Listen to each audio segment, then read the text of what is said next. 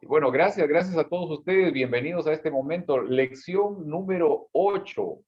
Ya es increíble la manera como se está yendo el tiempo. Se está yendo demasiado rápido, pero tenemos temas muy valiosos que nos están ayudando, nos están fortaleciendo también y dando la posibilidad de tener una experiencia cada vez mejor en nuestro caminar con Cristo y de conocerlo a Él principalmente.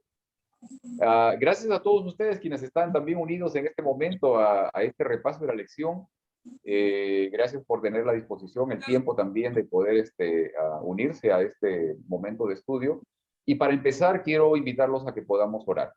¿Ok? Vamos a hacer una pequeña oración y les ruego por favor que nos podamos unir en esta oración también. Amoroso Padre que moras en lo alto de los cielos, gracias Señor por darnos la posibilidad de esta mañana, de este sábado, estar reunidos, Señor, a través de este templo que nos une en torno a ti. Y que tu palabra, Señor, al ser abierta, pueda ser el alimento que fortalezca nuestras vidas. Que nuestro conocimiento de ti, Señor, nos ayude a poder tener una mejor idea, una mejor imagen de lo que eres tú, revelado a través de Cristo Jesús. Permítenos que esta mañana, Señor, tu presencia, la presencia de tu Espíritu, nos pueda infundir el aliento, el ánimo que necesitamos. Te lo pedimos por Cristo Jesús. Amén. Amén. Gracias. Miren, ¿cómo les fue la semana pasada con la tarea? Enfocarnos en nuestra comunión personal diaria. Orar por pedir perdón si ofendiste, ¿no? O perdonar si fuiste afectado, ¿no? Cualquiera sea la situación. Identificar a alguien que sepas que necesita de tu ayuda y procurar dársela también. No sé cómo les ha ido, quienes han estado en esta parte de poder realizar la tarea. Siempre al final de la reunión les envío nuevamente la grabación, y así que ustedes pueden revisar, pueden repasar y recordar también cuáles son los puntos que hemos tocado en la mañana en el estudio, así que ahí tienen para que puedan también estar ocupados durante la semana. ¿Ok? Tarea. Vamos a ver por tarea, sí. Cumplir la tarea. Oh, muy bien, muy bien. Tarea cumplida, entonces. Gracias a Dios. Está bueno. Ok, qué bueno. Está bien. Perfecto.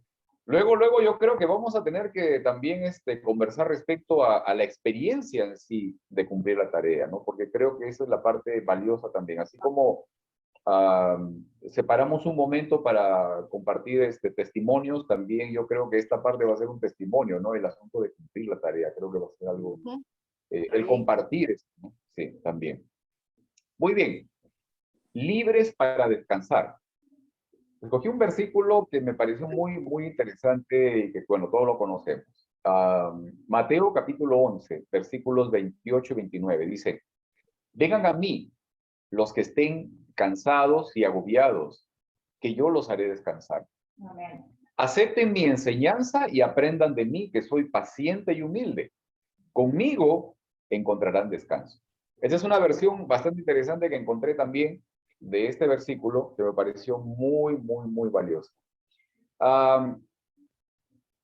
Desde el comienzo, en el Edén, el pecado nos ha llevado a vivir detenidos, prisioneros, en un estado de condenación y de culpa. Una vez que el ser humano pecó, su reacción natural fue de esconderse de la presencia de Dios. Y Génesis nos dice el porqué de esa reacción, ¿no? Cuando Dios le preguntó al hombre, ¿dónde estás? Este respondió, escuché que andabas en el jardín y tuve miedo porque estoy desnudo, ¿no? Por eso me escondí. En esta expresión ya podemos notar que Adán se sentía culpable y ya tenía miedo de ser condenado por haber comido del fruto que se le dijo que no debería comer. Pero también podemos notar que ese sentimiento de condenación o de culpa no fueron ocasionados por una expresión o alguna palabra de Dios, sino más bien por una percepción del mismo Adán y por su condición de desnudez. Ahora, podemos visualizar que es esto efectivamente lo que el pecado nos hace, ¿no? Nos hace sentir que Dios nos rechaza, que Dios nos detesta, que nos aborrece por nuestra condición de pecado. Y como consecuencia de ello, nos alejamos de Dios, nos escondemos, ¿no? Huimos de Él.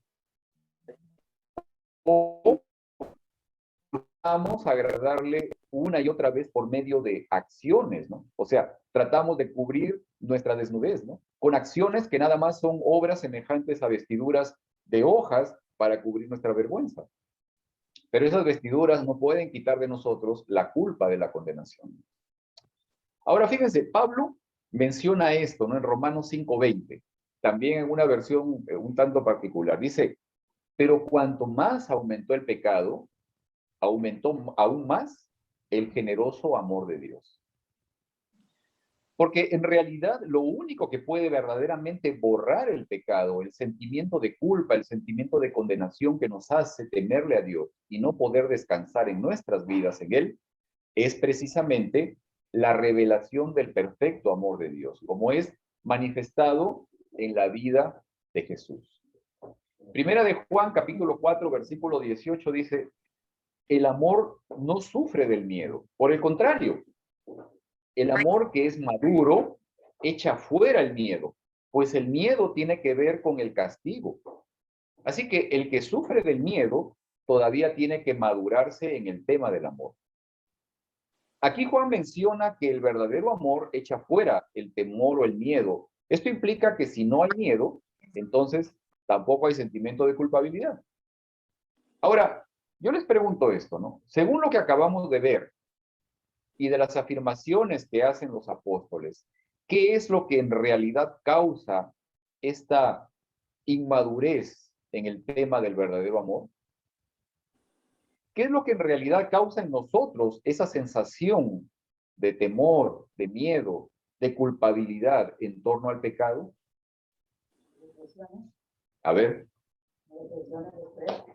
¿qué creen? A ver, vamos. ¿Qué cosa es lo que en realidad causa, ¿no? Esa sensación de temor, de miedo, de culpa, ¿no? Cuando uno comenta el pecado. El alejarnos de Jesús, el alejarnos de Dios. Yo pienso, hermano, que inconscientemente sabemos que le estamos fallando a Dios. O sea, eso que Dios nos ha puesto en nuestra cabeza que nos dice, aunque no conozcas de Dios, nos dice lo que está bien y lo que está mal. Esa cosita, ¿no? Que te está... Exacto. Por ahí. Otra cosa es, pues sabemos de que al desobedecer, nos estamos poniendo de lado de, que podemos alcanzar la muerte eterna, ¿verdad? Y eso trae preocupación al alma del ser humano porque no queremos morir y especialmente eternamente. Okay.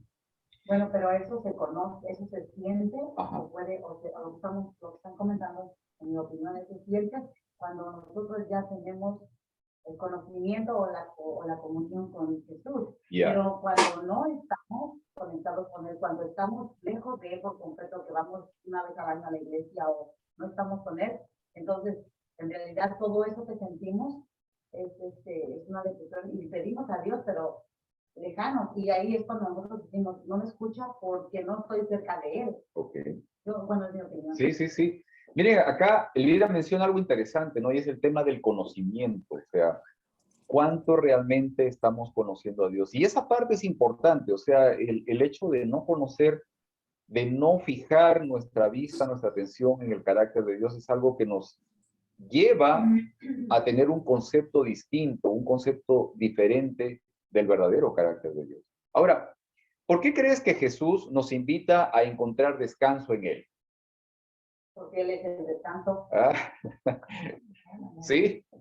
¿Por qué nos invita, digamos, a aceptar su enseñanza, ¿no? A aprender de Él y encontrar descanso en Él, ¿no? Elvira menciona esto, ¿no? Porque justamente Él es el descanso, ¿no?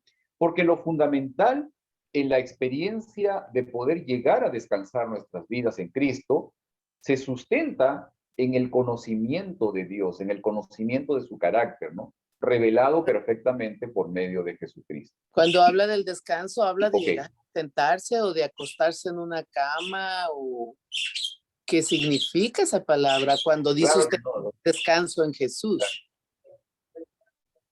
Claro. Fíjense, por ejemplo, en esta época incluso, ¿no? O, por ejemplo, recuerdo mucho el año 2008, cuando hubo la crisis inmobiliaria, ¿no? y veía noticieros donde aparecían personas, pues, de que habían tenido, no sé, 10, 12 casas compradas o pagando, qué sé yo, y algunas alquiladas y todo lo demás, y todo una inversión enorme de dinero en un montón de cosas y todo lo demás. Bueno, el asunto es de que la crisis los llevó a que perdieran todo, ¿no? Y mucha de esa gente, algunos, muchos, varios, vi en noticieros, se suicidaron, ¿no? Se quitaron la vida, producto de eso, ¿no? O sea, eso me hace ver el hecho de que en qué apoyo, en qué descanso mi vida, ¿no? O sea, ¿dónde apoyo mi vida, ¿no?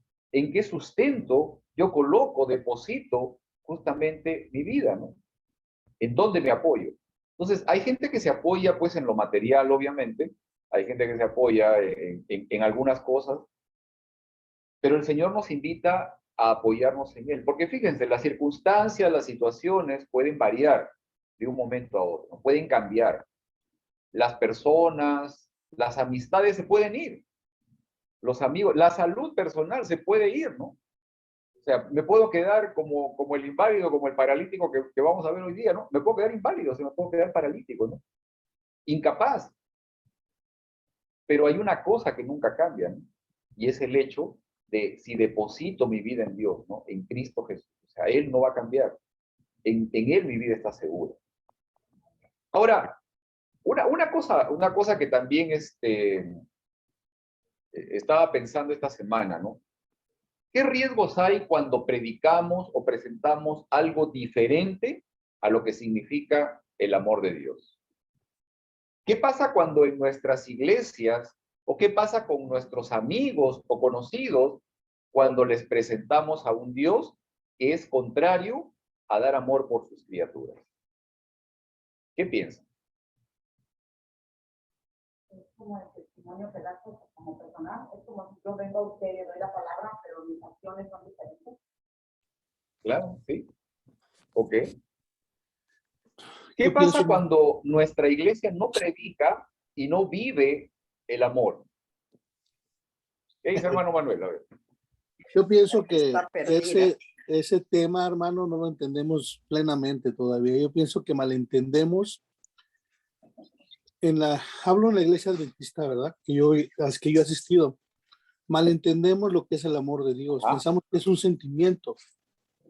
Y como no lo entendemos, lo rechazamos. Porque yo he escuchado hermanos adventistas que dicen, ay, este pastor, puro amor, puro amor, puro amor. Pero es que Dios, la esencia de Dios es amor. Dios no puede ser otra cosa. Pero no entendemos. Cuando la Biblia habla de Dios como amor, como la esencia de amor, no entendemos lo que es el amor. Pues como lo malentendemos, lo malinterpretamos y no nos gusta. Y yo pienso que nos hace falta entender en verdad el amor de Dios. Y por eso Pablo habla que para el que ama no hay ley. Porque luego te explica por qué no hay ley para el que ama, ¿verdad? Porque todo lo soporta, todo lo espera, es paciente.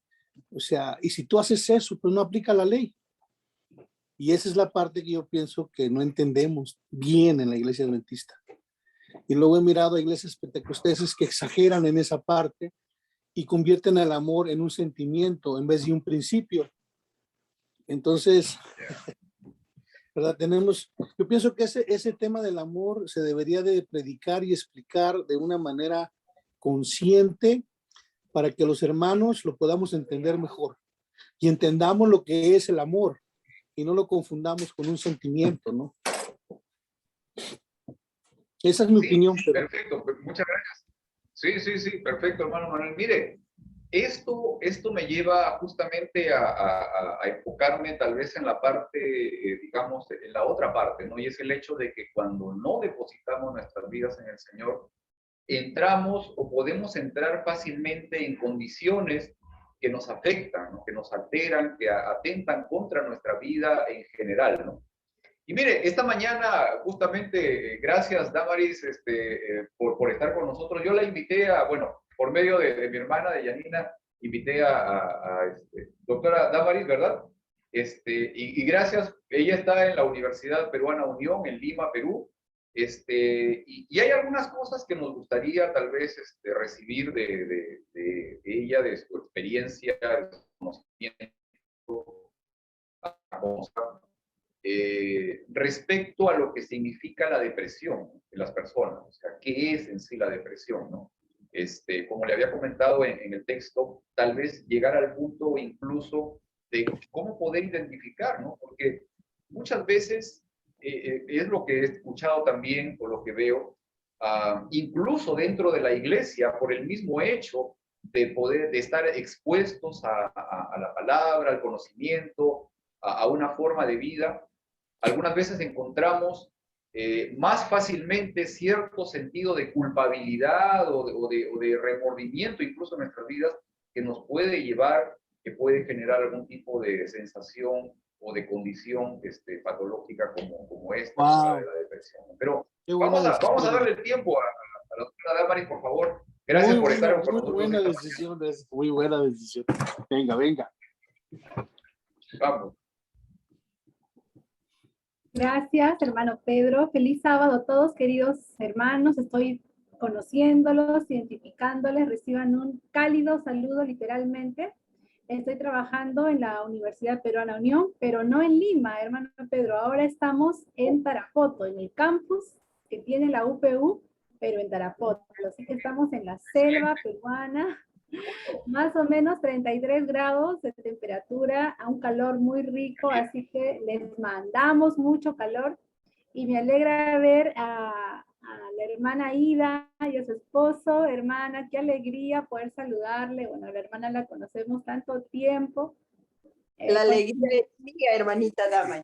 Sí, sí, hermana, hermano también ahí, qué alegría saludarle. Hemos desarrolló una amistad linda con Yanina ya por muchos años y con gusto estamos aquí para poder compartir lo que estamos repasando la lección, ¿no? Bueno, yo soy psicóloga, trabajo ya en esto casi 20 años y básicamente también soy profesora universitaria y voy a compartir, hermanos, algunas luces que la lección nos da respecto a este sentimiento de tristeza, sentimiento de depresión, que también puede originarnos una vida separada de Dios, aunque vamos a ir entendiendo que no es necesariamente o no significa necesariamente ser un mal cristiano o estar en conflicto con mi vida espiritual.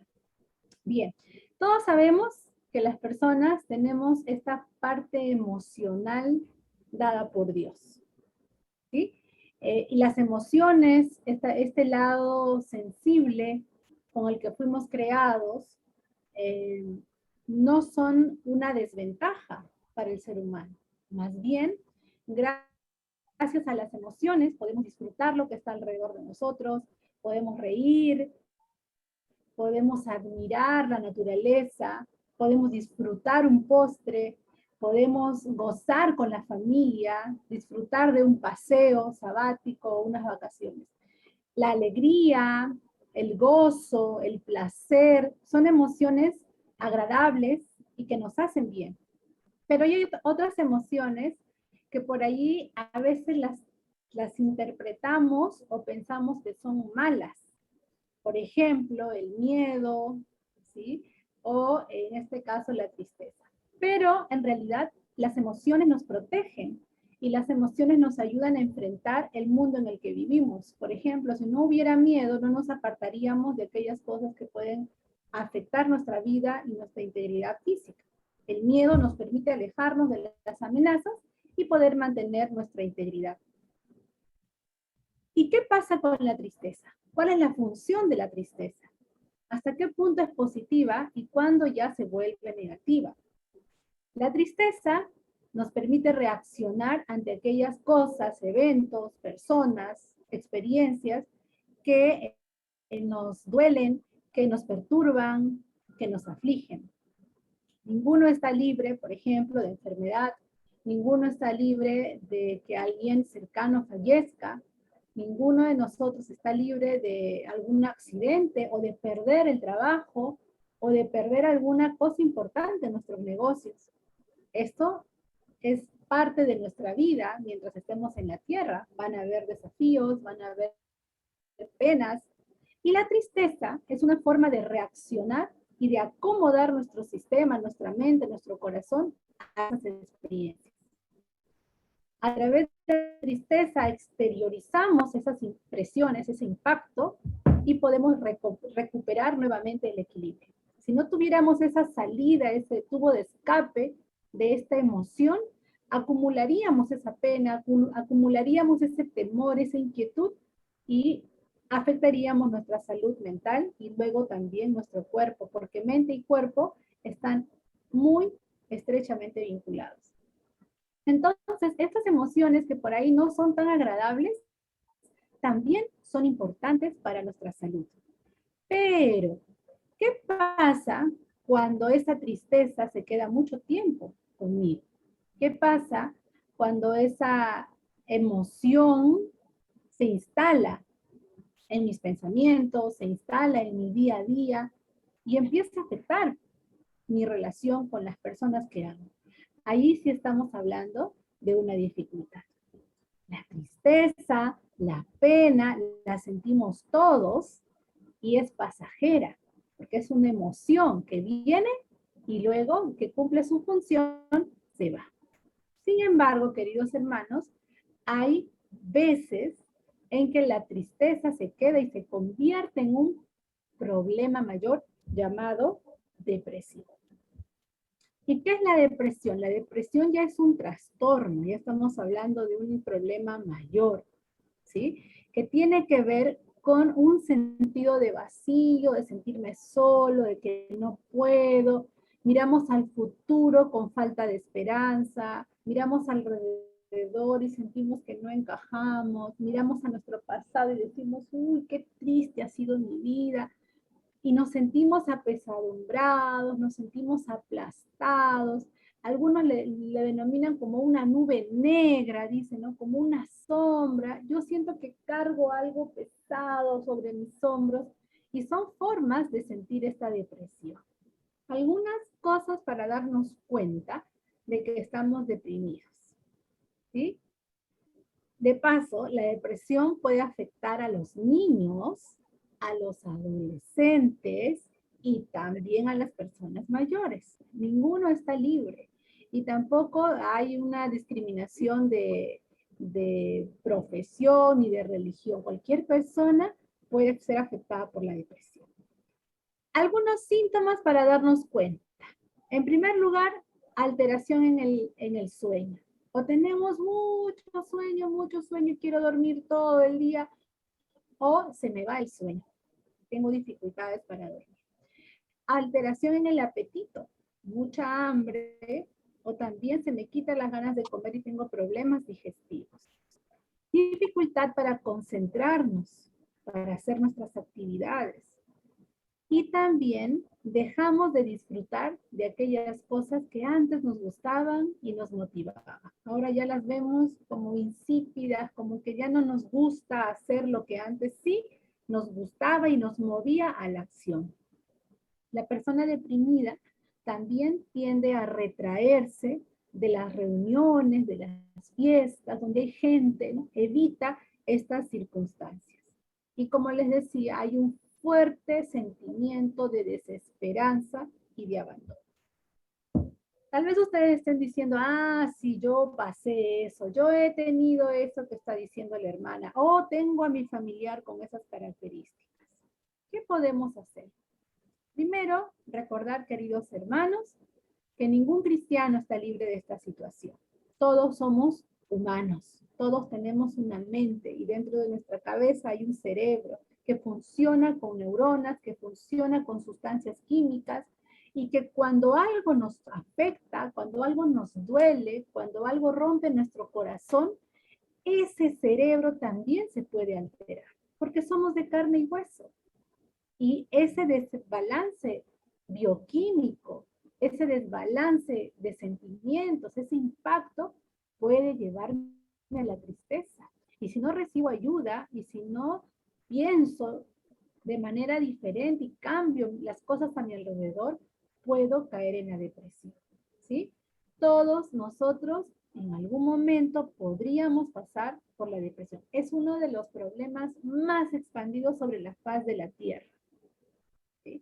Y en este contexto de pandemia, se ha visto un incremento muy grande de personas con depresión. Entonces, en primer lugar, recordar que cualquier persona podría pasar por esto. No podemos juzgar a nuestro hermano, a nuestra hermana, a nuestro familiar que pueda estar pasando por depresión.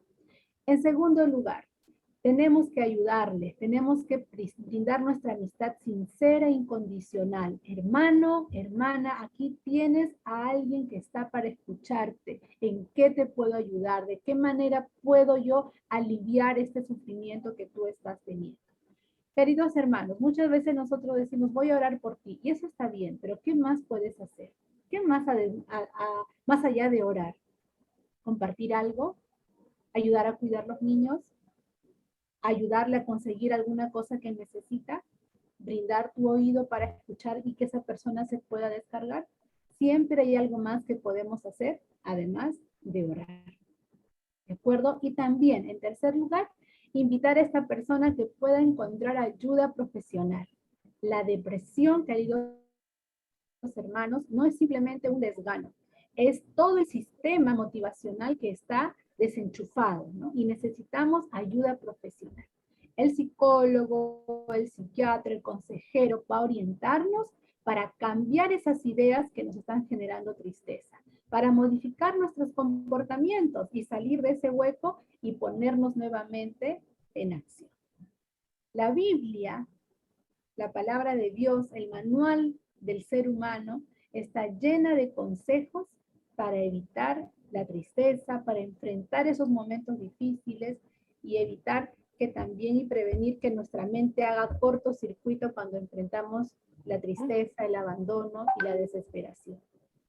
Quiero compartir con ustedes un versículo para cerrar esta parte que está en Salmos 1:3 y dice: al Señor esperé pacientemente y Él se inclinó a mí y oyó mi clamor.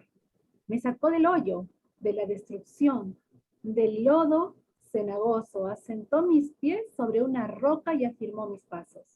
Puso en mi boca un cántico nuevo, un canto de alabanza a nuestro Dios. Muchos verán esto y confiarán en el Señor. Amén. Queridos hermanos, nuestra vida puede ser una vida de testimonio. Que otras personas vean que nosotros al enfrentar un problema tenemos un Dios poderoso, dispuesto a escucharnos, dispuesto a socorrernos, y que ellos también puedan encontrar a través de nosotros a Jesús. Hace un momentito el hermano Pedro decía de qué manera nosotros podemos mostrar el amor de Dios. Y saben qué, hermanos, cuando nosotros somos indiferentes, cuando nosotros somos fríos y pasamos por encima del problema de nuestro hermano o de nuestra hermana, también mostramos que Dios es indiferente. Y eso es un desafío y un peligro. Por el contrario, si nosotros mostramos amor, ayudamos, socorremos al otro, la gente va a decir, Dios sí existe. A través de esta persona me está mostrando su amor. Por eso Él nos pide que seamos su voz, sus manos y también sus oídos para estar atentos a las necesidades de otros. Amén. Amén, amén. Muchas gracias, doctora Damaris. La verdad, esto ha sido impresionante, increíble. Y ahí, ahorita creo que los hermanos seguramente algunos tienen en mente algunas preguntas, así que este es el momento. Si tienen alguna pregunta, de una vez, vamos. Yo creo que el hermano Manuel seguramente ya está con 2 preguntas todavía en la mano. A ver, puedo preguntar. O sea, hermana, que un cristiano puede sufrir de depresión, aunque tenga a Cristo en su corazón. Porque hay hermanos que dicen que uno, si es cristiano, no debe de sufrir de depresión, ¿verdad? Y la otra pregunta que le tengo es, ¿por qué es que Cristo no es suficiente para sacarnos del problema de depresión? Dos excelentes preguntas, hermano Manuel. La primera, yo decía mientras conversábamos, ¿no? Todos somos de carne y hueso. Somos seres humanos frágiles, pecadores, con una condición humana ya deteriorada. Y además de eso, tenemos una historia de infancia, tenemos una historia familiar.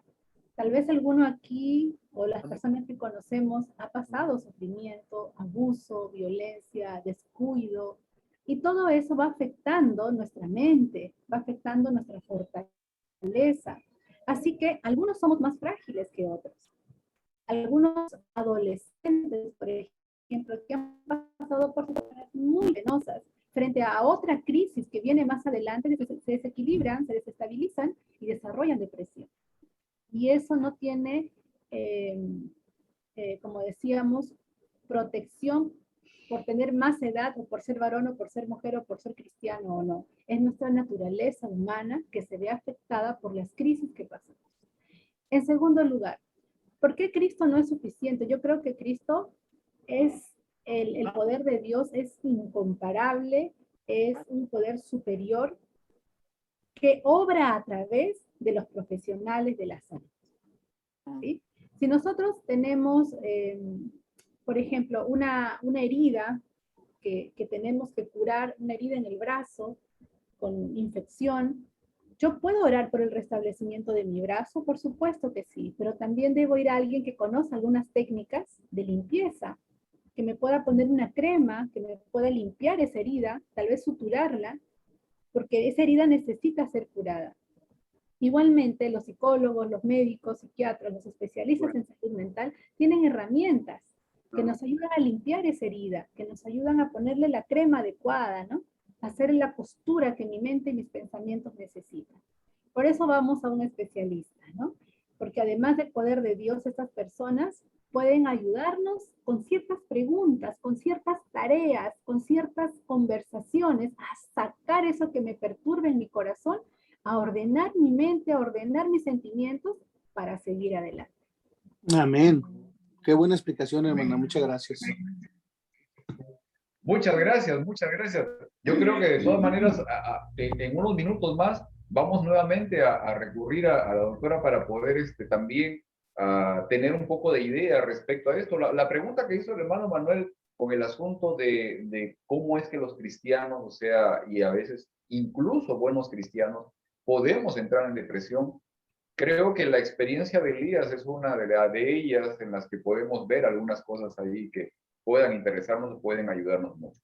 Vamos a continuar con esta parte nuevamente. Muchas gracias, doctora, por este tiempo, por su participación y por los tan buenos consejos que nos ha dado también. Muchas gracias, muchas gracias. El paralítico de Capernaum y sus amigos. Marcos capítulo 2, versículo 5, dice: al ver Jesús la fe de ellos, le dijo al paralítico: hijo, tus pecados quedan perdonados. El capítulo 1 de Marcos hace referencia a que Jesús fue a la zona de Galilea, donde está Capernaum, y además de ir al sábado a la iglesia, se dedicó a expulsar demonios, a sanar a muchos y a dedicar tiempo para enseñar y orar, ¿no? Esto motivó a que su popularidad, ¿no?, la fama de Jesús se extendiera de manera viral, ¿no?, por utilizar un término actual. Marcos narra que Jesús se encontraba en casa y que la gente la llenó por completo, ¿no? Llenó la casa. Había tanta gente que a la entrada de la casa estaba bloqueada. 4 amigos traen a uno más que se encontraba paralizado físicamente. Como no podían entrar por la puerta, decidieron subir al techo, separar las tejas y abrir y descender al amigo por el techo, ¿no? El amigo paralizado en una camilla venía desde el techo y llegó hasta el lugar donde se encontraba Jesús. Ahora, Jesús lo ve y sobre todo se fija en la fe de los amigos, es lo que dice, ¿no? Lo que dice el versículo, dice, los amigos que hicieron el esfuerzo, ¿no?, de traer al enfermo a los pies de Jesús. Pero, ¿por qué crees tú que Jesús le dice al enfermo: hijo, tus pecados te son perdonados, y no va a sanarlo directamente? Recordemos de que en Marcos 1 se habla de que llegaban muchos enfermos y el Señor los estaba sanando. Llegaban muchos endemoniados y el Señor los estaba liberando. Pero a este enfermo que le estaban trayendo a Jesús, no va y le dice: bueno, levántate, ¿no?, y anda. Sino que le dice: hijo, tus pecados te son perdonados. ¿Por qué crees tú que Jesús le dice al enfermo: hijo, tus pecados te son perdonados, y no va a sanarlo directamente? ¿Por qué Jesús le perdona los pecados al enfermo si el problema más evidente era su parálisis? El evidente era la parálisis, pero su enfermedad estaba dentro de él, que era justamente los pecados. Ok. Bueno, la Biblia no habla específicamente de eso. O sea, no dice específicamente de que el hombre estaba enfermo por un tema de pecado. Ahora, Pero debemos considerar una cosa, ¿no? Y es digamos, la cosmovisión israelita, ¿no? O sea, el hecho de asumir de que la persona la persona que tenía una enfermedad era a raíz de un pecado de esa persona o de sus padres, ¿no? Incluso contaban a veces hasta la tercera o cuarta generación y había una secuencia ahí, digamos, de posibilidades, ¿no? Pero ¿qué pasó aquí, no? Aquí sí él, Okay. pero aquí este enfermo sí estaba enfermo por sus pecados anteriores en su vida, porque Cristo sabe lo que necesitamos. Okay. Y él le dice, tus pecados te son perdonados. Y si vemos el milagro que él hace con el joven, ¿se acuerdan que era ciego? Okay. Cristo toma el tiempo, hace el lodo, se lo hunde en sus ojos y no le dice, tus pecados te son perdonados. Lo sana. Y él le dice, y le preguntan, ¿por qué este muchacho ha sido ciego? ¿Será porque sus padres pecaron? Y Dios le dice, no, Cristo le dice, no, es para que la gloria de Dios sea manifestada en este joven. Entonces Dios sabe, Cristo sabía quién tenía necesidad de sanidad física y quién tenía necesidad espiritual como física también. Esa parte es muy, muy importante, ¿no? Ahora fíjense otra cosa. Para nosotros, bueno, teniendo como recurso los escritos de Elena de White, sí encontramos algo interesante también, más allá del hecho de las razones de la enfermedad, ¿no? El hecho de que los líderes religiosos sí lo conocían a este hombre y sí sabían de que este hombre había querido, digamos, ser parte de la comunidad religiosa o poder ser aceptado dentro del templo, dentro de las actividades, etcétera, etcétera, pero por el hecho mismo de su enfermedad y de ser considerado un pecador, no había sido aceptado. ¿Se dan cuenta de eso? ¿Ok? Pero el Señor apunta justamente a esta parte y reconoce lo que esta gente, los maestros de la ley, estaban pensando también. Ahora otra cosa. El versículo dice que Jesús vio la fe de ellos. La Biblia no lo dice, pero quizás no era la primera vez que estos hombres trataron de acercar al amigo enfermo a Jesús, ¿no? Quizás no era la primera vez que otros se lo habían impedido, ¿no? Fijémonos que en esta ocasión incluso venían preparados con cuerdas para poder hacer descender la camilla desde el techo. ¿Ok? Ahora, ¿qué factores, qué evidencias vio Jesús en los amigos para notar la fe de ellos? ¿Qué creen ustedes? O sea, ¿qué cosa es lo que vio Jesús para que diga, cuando dice el versículo, y al ver la fe de ellos? O sea, ¿qué cosa es lo que vio Jesús que le hizo entender, que le hizo ver que había un tema de confianza? El conocimiento que tenían del Señor, en primer lugar, y también el esfuerzo que estaban poniendo ellos por ayudar a tu amigo. Ok. En el caso de este paralítico no sabemos cuáles fueron las causas de su enfermedad, ¿no? Vida desordenada, etcétera, etcétera, ¿no? Pero sí, los líderes religiosos lo conocían, ya sabían de él. Ahora, en el presente, en nuestro contexto actual, en medio de una pandemia, ¿no? ¿Cuál es nuestra actitud con las personas que están padeciendo alguna enfermedad? ¿Cómo crees tú que podríamos manifestar fe en el caso de la necesidad de salud de nuestros semejantes? A ver, porque el Señor Jesús vio fe en estos hombres, ¿no? En los amigos de este paralítico. ¿Cuál o cómo crees tú que podríamos nosotros manifestar fe en el caso de la necesidad? La doctora Quintero mencionó eso, ¿no? El asunto de que, oye, nos ponemos a orar por alguien, ¿no? O sea, decimos, sí, vamos a orar por ti, pero podemos hacer algo más. Podemos hacer algo más. ¿Cómo crees tú que podríamos manifestar fe en el caso de la necesidad de salud de nuestros semejantes? A ver, primeramente yo pienso que con nuestra actitud, con nuestra manera de ser para con ellos, y otra es pues platicando, ¿no? Con ellos. Yo tengo un niño que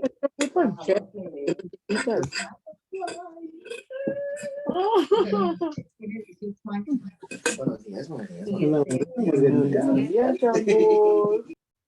Pues se muestra constantemente así como con los síntomas de depresión. Okay. Todo, muchas cosas las de mal y esto, y entonces yo tiene meses que platico con él, cada cosa que me dice que la ve mal o que quería hacer, lo jalo un ratito y le digo, pues que puedes hacer así, así, así. Y me acaba de decir ayer en la tarde, ¿sabes qué? Me agarra de brazo y dice, ¿sabes qué, Lina? Muchísimas gracias, tú me has ayudado mucho con todo lo que me has dicho. Y como él es del Army y se fue por 3 semanas, cuando llegó me dijo eso, ¿sabes qué? Y eso es lo que me sirvió mucho todo lo que hablaste conmigo y ahora vengo bien renovado, vas a ver que vengo bien cambiado.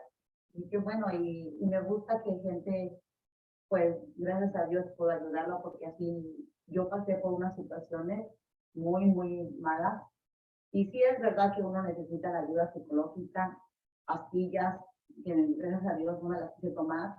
Para dormir sí, porque yo nomás dormía a veces 1 hora en la noche, levantándome a las 4 de la mañana para trabajar, 2:30. 1 hora dormía y a veces yo caminaba en mi cuarto, para allá y para acá, para allá y para acá, y no encontraba qué me podía ayudar.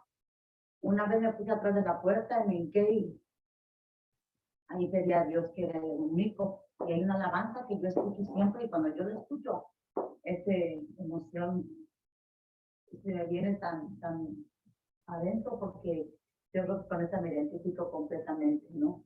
Un día estaba en la iglesia, yo iba al principio para la iglesia con mamá, y en esa iglesia yo enfrente, ahí, me hinqué y de verdad sí, le pedí perdón a Dios por todo lo que yo había hecho, si Él me juzgara, si yo había hecho algo que por eso había pasado cosas, y le dije, Señor, de aquí para adelante, tú eres el que vas a guiar, tú eres el que quiero que caminar contigo, tú me vas a ayudar. Y gracias a Dios, llegué aquí, yo conocí esta iglesia desde hace más de 30 años, y yo llegué aquí y en verdad que yo ya no necesité pastillas, ya no necesité, pues sí, el tratamiento que me decían que tenía que tomar, y yo puedo decir en verdad que no hay mejor medicina que acercarse todos los días en la mañana, a la hora que sea, orarle y darle gracias a Dios, porque Él es el único en verdad que puede ayudarnos. Y hasta este momento, a veces me da esa ansiedad del estómago, y me quiero poner mala noche. Le dije a mi esposa, es que me quiero empezar otra vez a hacer esto. Me quiere pasar otra vez y vamos a caminar, si quieres, vamos a hacer algo. Y digo, no, y me puse a orar y me quedé dormida. Y en verdad que es tan feo pasar por un procedimiento así tan feo. Mi hermana Yanina fue una de las personas que mucho me ayudó, gracias a Dios que la tengo, Dios me la puso en mi camino y me ayudó ya tanto. Pero sí es muy feo y quedan secuelas, quedan eso. Y yo creo que las personas que pasamos por esos momentos, por esa enfermedad, puede decirse, es que podemos identificar bien fácilmente a la persona que puede estar pasando por esos momentos y que podemos hacer y podemos ayudarla. Yo pienso, es mi sentir, que con más facilidad porque le podemos decir de qué manera uno se curó o de qué manera uno está avanzando poco a poquito.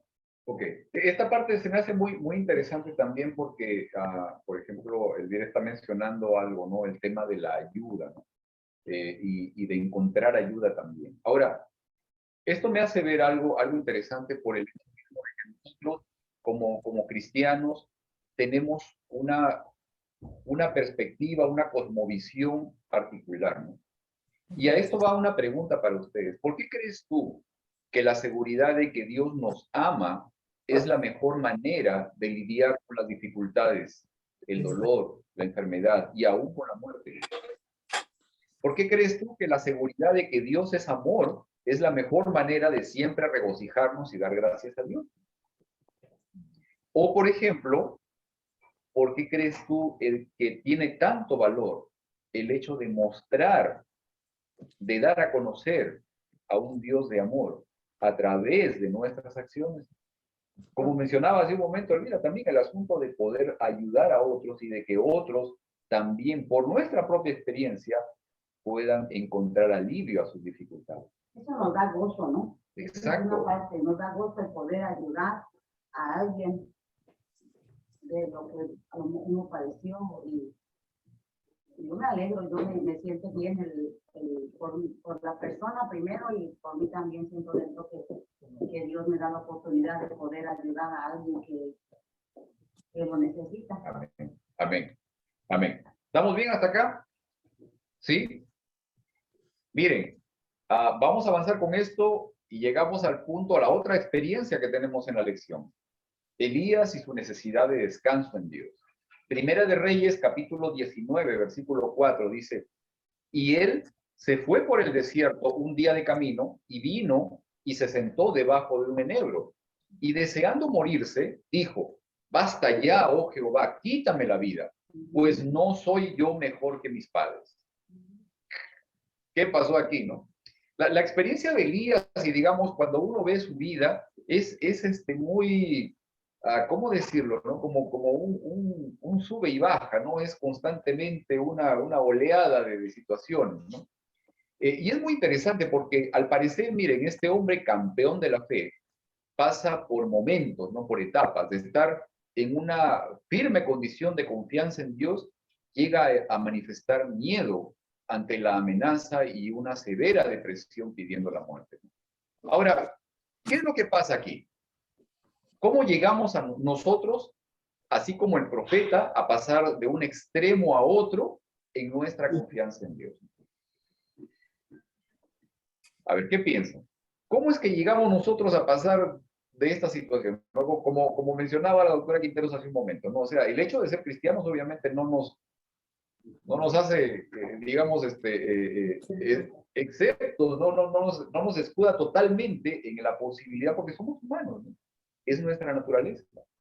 Pero, por ejemplo, aquí en el caso de Elías, ¿no? Como mencionaba, no solamente en esta experiencia, hay otras partes de la vida de Elías también donde se puede ver estas condiciones de subir y bajar en su estado de ánimo, ¿no? Es muy particular el caso, es muy humano, ¿no?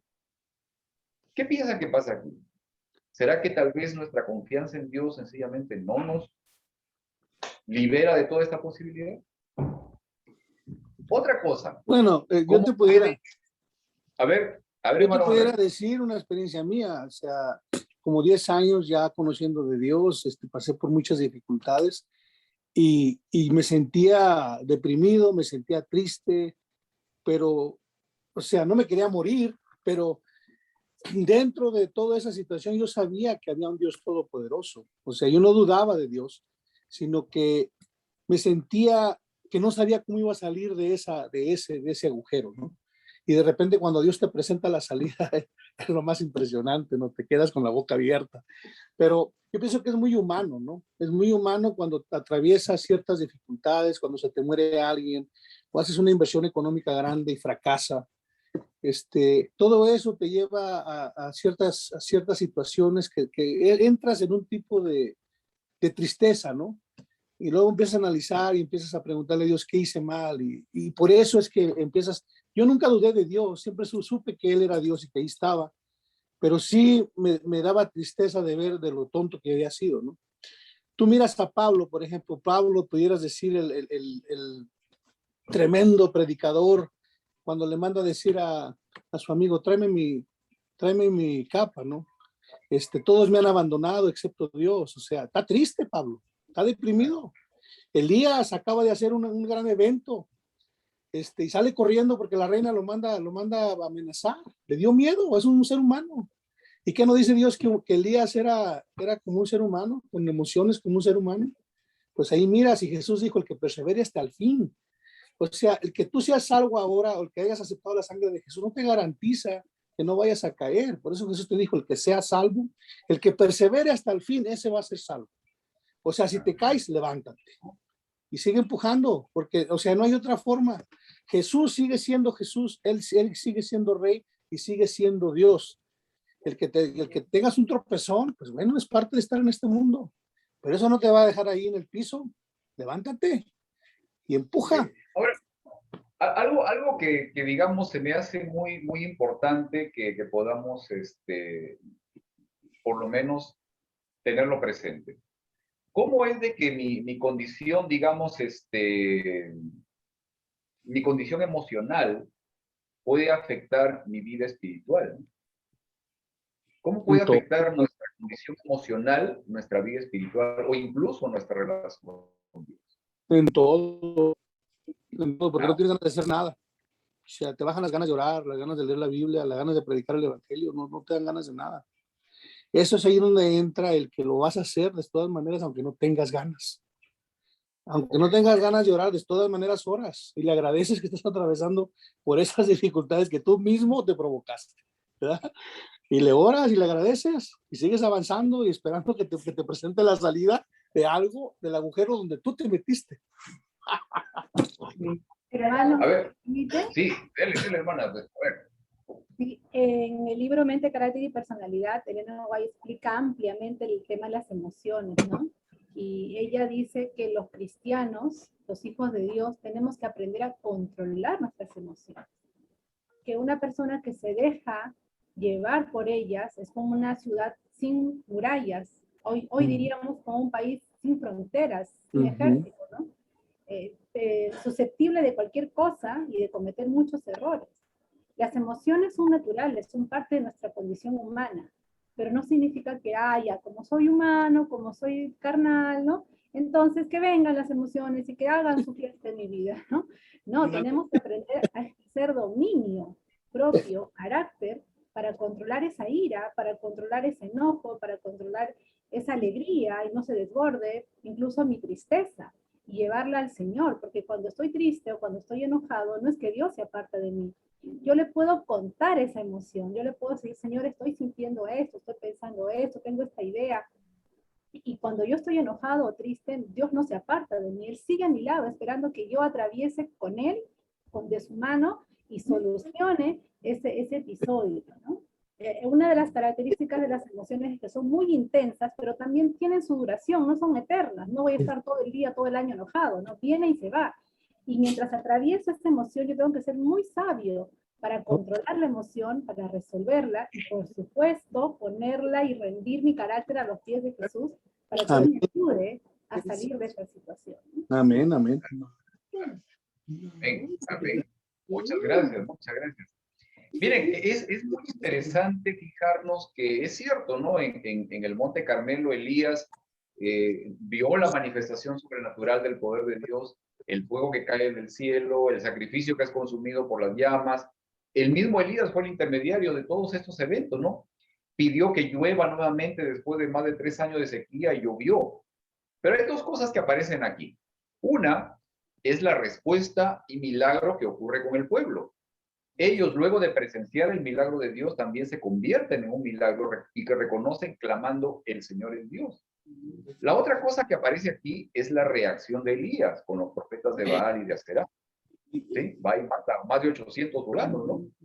Fíjense, Santiago capítulo 5, versículo 17 dice, hablando justamente de Elías, ¿no? Santiago dice esto, Elías era un hombre sujeto a pasiones semejantes a las nuestras.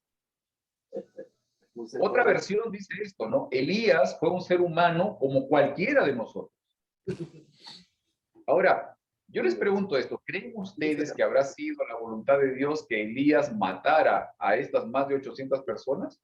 ¿O quizás fue reacción personal de Elías? ¿Cuál era la imagen? Sí, ¿cuál era la imagen que tenía Elías de Dios, ¿no? Del carácter de Dios? Una imagen justiciera, de venganza, para hacer justicia por sus propias manos. ¿Cuál es la imagen que tú tienes de Dios? ¿La de un Dios severo, justiciero, castigador, que necesita de nosotros para sancionar a los otros? Miren, Primera de Reyes, capítulo 19, describe cosas muy interesantes, ¿no? Primero, la noticia de la amenaza de Jezabel de matar a Elías. Elías tiene miedo y huye y entra en depresión, tanto que desea la muerte, sintiéndose tan malo como sus antepasados. Todo esto viene después de matar a toda esta gente en el Monte Carmelo. Luego es visitado y alimentado y fortalecido por el ángel, ¿no? Luego se levantó y viajó durante 40 días y 40 noches hasta Horeb. Allí en Horeb, el Señor se manifiesta a Elías y éste le dice que está abatido porque el pueblo se ha apartado y porque han matado a los profetas de Dios y a los fieles. Y él, Elías, asume que es el único que ha quedado con vida, aunque había más de 7,000, dice la palabra, que no habían doblado sus rodillas ante Baal. Ahora, Primera de Reyes, capítulo 19, versículos 11 al 13, muestran una imagen que yo quiero que por favor la puedan percibir. El Señor le dice a Elías, él dijo, sal fuera y ponte en el monte delante de Jehová. Y he aquí Jehová que pasaba, y un grande y poderoso viento que rompía los montes y quebraba las peñas delante de Jehová. Pero Jehová no estaba en el viento. Y tras el viento un terremoto, pero Jehová no estaba en el terremoto. Y tras el terremoto un fuego, pero Jehová no estaba en el fuego. Y tras el fuego un silbo apacible y delicado. Y cuando lo oyó Elías, cubrió su rostro con su manto y salió y se puso a la puerta de la cueva, y he aquí una voz vino a él diciendo, ¿qué haces aquí, Elías? Fíjate que en algo que llama poderosamente la atención, ¿no? Y es que en el Carmelo Elías manifestó la imagen que él tenía de Dios, ¿no? Un Dios severo, un Dios negativo, ¿no? Un Dios que destruye a sus enemigos. Pero en Horeb, Dios mismo se presenta a Elías haciéndole notar que él no está en los agentes destructores, sino en lo apacible, ¿no? En la quietud, en la paz. ¿Qué me enseña esto en mi experiencia, ¿no? De la manifestación de Dios? ¿Qué me dice respecto del carácter de Dios este contraste tan opuesto? ¿Qué imagen de Dios es la que estoy yo mostrando? ¿Qué imagen de Dios es la que está mostrando nuestra iglesia? Esto es algo fundamental, hermano. No quiero que por favor se queden con esto, ¿no? Esta condición, este contraste que uno puede ver también en la experiencia de este hombre, en las imágenes que se presentan, y en el Dios que nosotros también estamos mostrando a los demás. Cómo el conocimiento del verdadero carácter de Dios me permite a mí y a otras personas encontrar descanso en Cristo. Ok, 3 cosas que aprendiste hoy, esta semana. A ver, vamos, porque ya veo a mi mamá que está con ganas de contarnos ahí lo que aprendió esta semana. A ver, nomás el micrófono. Primeramente, en que no es necesario no estar en comunión con Dios para poderse deprimir. Esto me ha hecho pensar mucho, ¿no? Hay personas, como por ejemplo Elías, ese momento nomás que tuvo de temor fue lo que le permitió entrar, demostrar de que le faltó la fe, porque él venía de victoria, en victoria, y en un momentito por una amenaza de una mujer se atemorizó. Esto, primeramente he aprendido de que nuestra fe a veces nos falla por un momento de descuido, de repente en nuestra comunión, no sé. Después también he aprendido de que el Señor no está en los momentos de destrucción, sino en el silbido apacible que escuchó Elías. Ahí estaba el Señor. El Señor siempre está en los momentos más duros de nuestras vidas, pero para darnos paz, tranquilidad. Amén. Amén. Muchas gracias. Creo que aquí hay un comentario. Déjenme ver si lo puedo abrir. Se dice aquí, el hermano Manuel y la hermana Isla ya se decidieron porque están viajando, están viniendo para acá, para la iglesia. Perfecto. ¿Alguien más? ¿Alguien más aquí? No sé, ¿alguien más que quiera compartir algo que aprendió, que le quedó esta semana?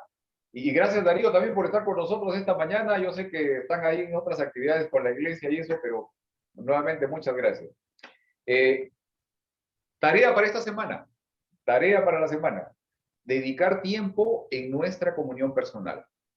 Esto es muy importante, hermanos, de poder dedicar un tiempo para nuestra comunión personal. Oración, a solas, estudio de la palabra cada día, compartir con otras personas también la esperanza que tenemos. Orar por alguien que se encuentra en necesidad. También es muy importante.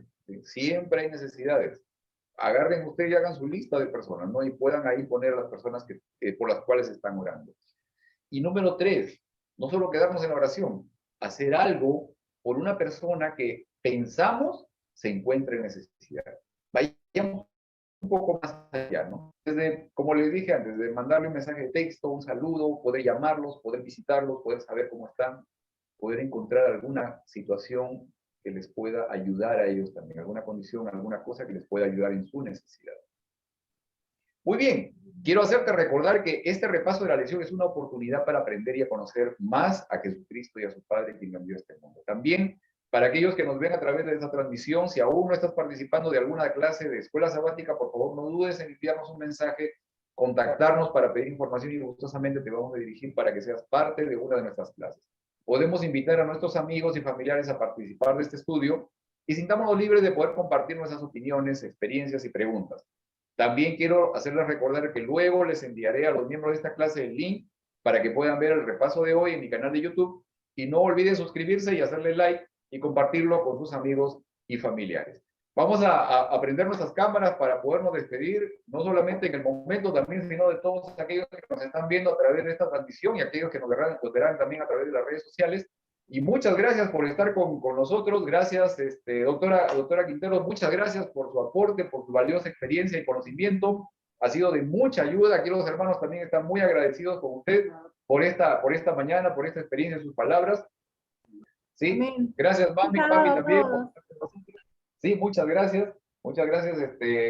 Ahí veo a don Lucio, Adi también. Me da gusto verlos también. Gracias por estar con nosotros esta mañana. Miguel, también nuevamente, muchas gracias por acompañarnos hoy. Estamos muy agradecidos contigo también. Sí, saludos a Berta también, un abrazo. Gracias Darío, también por estar con nosotros, acompañándonos esta mañana, un rato, gracias. Ernesto, también yo sé que estás ocupado ahí con las actividades de la iglesia en este momento, pero nuevamente muchas gracias por estar con nosotros hoy. Devlin también, gracias por acompañarnos esta mañana. Bienvenida nuevamente también. Y Luisito, ahí está Ernesto, un abrazo Ernesto. Luisito también, Luis y Janel, que están en Costa Rica. Un abrazo también, gracias por estar con nosotros. Hoy día no hubo el background natural. La gente extraña tu background natural del jardín, es impresionante. Bueno, Está lloviendo ahora. Ok, está bien. Bueno, realmente muchas gracias por estar con nosotros. Vamos a hacer un alto a la grabación para despedirnos de todos aquí, de todos los que nos están viendo. Un saludo.